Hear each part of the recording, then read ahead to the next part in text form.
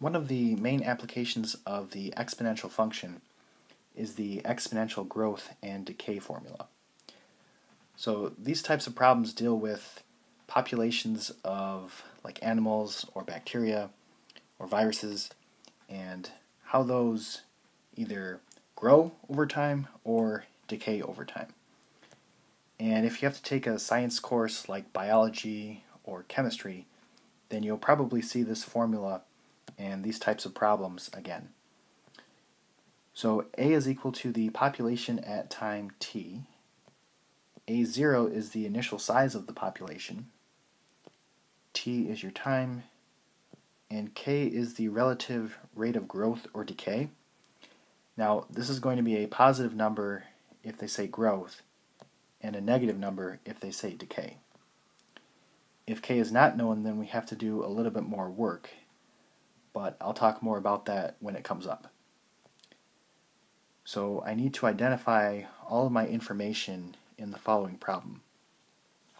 So it says a fox population in a certain region has a relative growth rate of 8% per year. It is estimated that the population in 2018 was 18,000. What will the fox population in the year 2025 be? And they want us to round to the nearest whole. So I like to define my variables.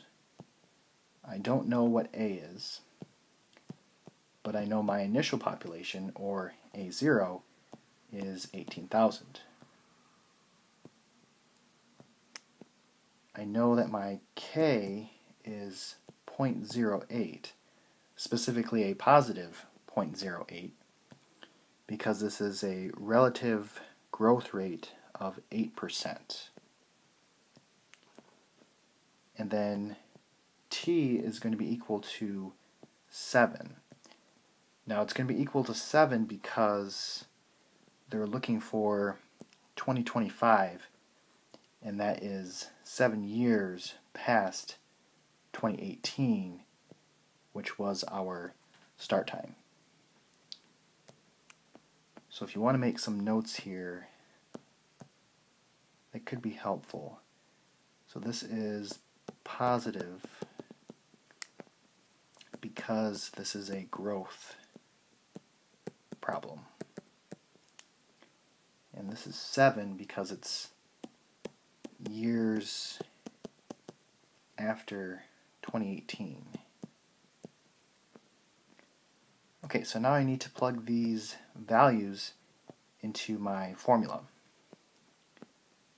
So A is equal to 18,000 times E raised to the 0.08 times 7. So A is equal to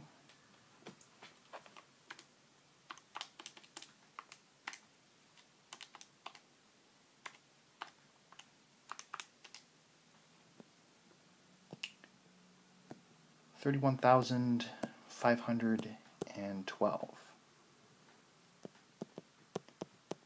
foxes.